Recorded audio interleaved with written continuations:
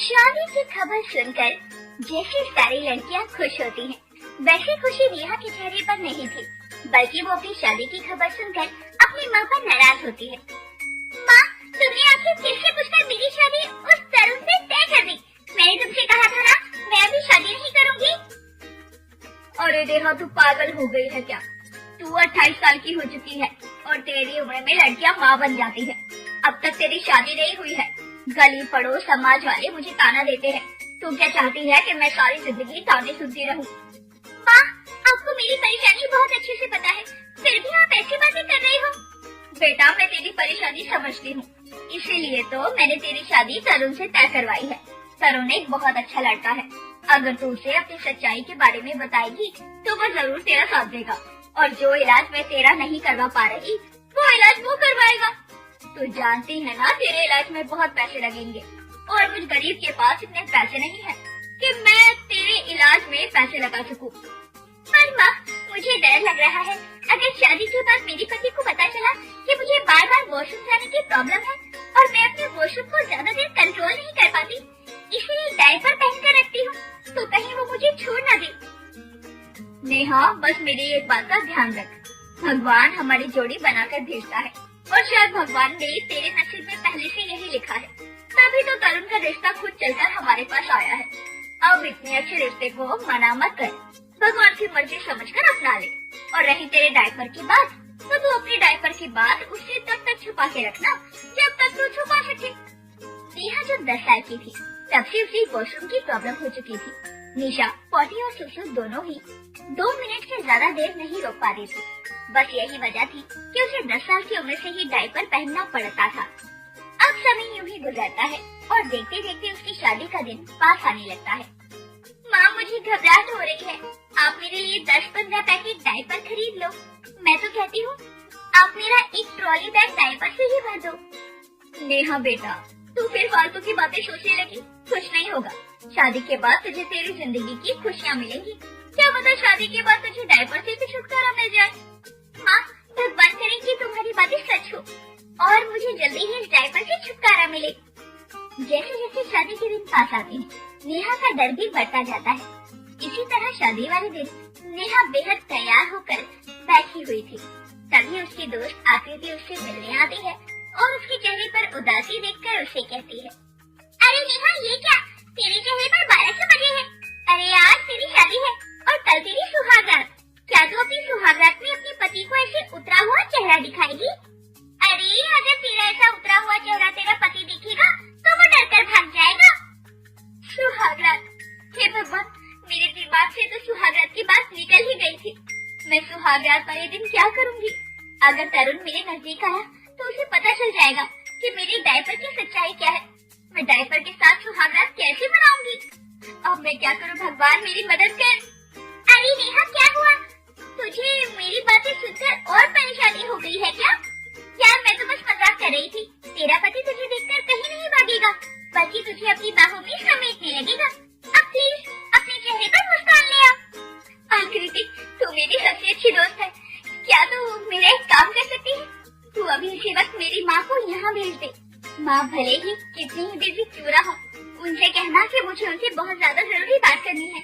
अगर वो मेरे पास नहीं आई तो अनर्थ हो जाएगा। नेहा, ऐसा भी क्या हो गया जो तू इतनी हड़बड़ी में आंटी को बुला रही है? अच्छा चल ठीक है, तू कहती है तो मैं अभी आंटी को तेरे पास भेजती हूँ। नेहा के कहने पर आकृति जल्दी से बाहर जाती है और सुमित्रा को नेहा के पास भेजती है। और जब सुमित्रा अपनी बेटी के पास आती है तो नेहा अपनी माँ को गले लगाकर उससे कहती है, माँ, मुझे बहुत डर लग रहा है। मैं इतनी बड़ी बात कैसे भूल सकती हूँ कि शादी के बाद मेरी सुहागरात होगी, और मैं डायपर में सुहागरात कैसे मना सकती हूँ? लोग क्या कहेंगे, डायपर में सुहागरात? नहीं माँ, मैं लोगों की हंसी का कारण नहीं बनना चाहती। अभी भी मौका है, आप इस शादी के लिए मना कर दो। नेहा, मैं तुझे कितनी बार समझा चुकी हूँ, डरना बंद कर और सब कुछ भगवान के ऊपर छोड़ दे। कोई तेरा मजाक नहीं बनाएगा। और रही सुहागरात की बात, तो तू कल से कह देना कि माँ ने मदद मांगी थी कि तेरी शादी होगी, तब तक 1 महीने तक तुम दोनों सुहागरात नहीं मना सकते। तू सुहागरात मत मनाना और 1 महीने में अपने पति को जानना परखना। अगर तुझे लगे कि तेरा पति तुझे समझ सकता है तो तू उसे अपनी सच्चाई बता देना। माँ, अगर तरुण ने मेरी बात समझने की कोशिश नहीं की तो? अगर उसने तुझे नहीं अपनाया तो तेरी माँ भी जिंदा है। सारी दुनिया तुझसे भले ही मुंह मोड़ ले, पर मैं तेरा साथ कभी नहीं छोड़ूंगी। अब चल, शुभ मुहूर्त बीता जा रहा है। सुमित्रा अपने साथ अपनी बेटी को मंडप तक लेकर जाती है, जहाँ अपनी बेटी का कन्यादान कर नेहा की शादी वो तरुण से करवाती है। शादी के बाद नेहा अपने ससुराल जाती है और आज उसकी सुहागरात थी, पर अब तक तरुण कमरे से बाहर था और इसी बीच नेहा को महसूस होता है कि उसका डायपर भर चुका है और इसीलिए वो अपना डायपर बदलने के लिए जैसे ही हाथ में डायपर लेकर वॉशरूम की तरफ जाने लगती है, तभी कमरे में तरुण आ जाता है और तरुण को देखकर नेहा घबरा जाती है। क्या हुआ नेहा, तुम मुझे देखकर तो ऐसे घबरा गई जैसे कोई शैतान तुम्हारे कमरे में आ गया हो। नहीं नहीं, ऐसा कुछ नहीं है। वो अचानक से दरवाजा खुला था तो मैं बस डर गई। अच्छा, दरवाजा खुलने की वजह से तुम डर गई थी, तो चलो मैं दरवाजा बंद कर देता हूँ। वैसे भी आज हमारी रात है। हाँ, दरवाजा बंद कर दीजिए, पर अभी आप मेरे पास मत आना। वो दरअसल मुझे कपड़े चेंज करनी है। हाँ तो कर लो, मैंने कब मना किया। तरुण के कहने पर नेहा वॉशरूम जाने लगती है, पर तभी तरुण पीछे से नेहा का हाथ पकड़ लेता है और उसके करीब जाने लगता है। तरुण को अपने करीब आता देखकर नेहा उसे जोर से धक्का देती है और उससे कहती है, दूर हटो मुझसे, हम अभी सुहागरात नहीं मना सकते। वो माँ ने मदद मांगी थी कि अगर मेरी शादी अच्छे से हो जाती है तो हम 1 महीने तक सुहागरात नहीं मनाएंगे, इसीलिए आप मुझसे दूर रहिए। ये कैसी मन्नत है नेहा, मैं नहीं मानता। चलो मेरे करीब आओ। इतना बोलकर एक बार फिर से तरुण नेहा को अपनी तरफ खींचता है और तभी नेहा के हाथों से उसका डायपर छूट जाता है और तरुण की नजर नेहा के डायपर पर पड़ती है। डायपर को देखकर तरुण समझ जाता है कि नेहा अपनी सुहागरात क्यों नहीं मनाना चाहती। तुम्हारे हाथों में अडल्ट डायपर, तो अब समझ आए मुझे कि तुम अपनी सुहागरात क्यों नहीं मनाना चाहती, क्योंकि तुम नहीं चाहती कि तुम्हारी सुहागरात डायपर में बने। क्यों, सही कहा ना मैंने? हाँ, सही कहा आपने, और अच्छा हुआ जो आपको आज ही पता चल गया। अगर अब आपको मेरे साथ रहना है तो रहो, नहीं रहना तो छोड़ दो। वैसे भी मैं बहुत अच्छे से जानती थी कि कोई भी लड़का मेरे साथ नहीं रह सकता, क्योंकि मैं डायपर पहनती हूँ। अगर आपको भी मजाक बनाना है तो बना लो मेरा मजाक। इसीलिए मैंने माँ से कहा था कि मेरी शादी मत करवाओ, लेकिन उन्होंने मेरी एक बात नहीं सुनी। नेहा, किसने कहा तुमसे कि मुझे तुम्हारे साथ नहीं रहना? तुम डायपर पहनो या ना पहनो, अब तुम मेरी बीवी हो, तुम्हारा ख्याल रखना मेरी जिम्मेदारी है।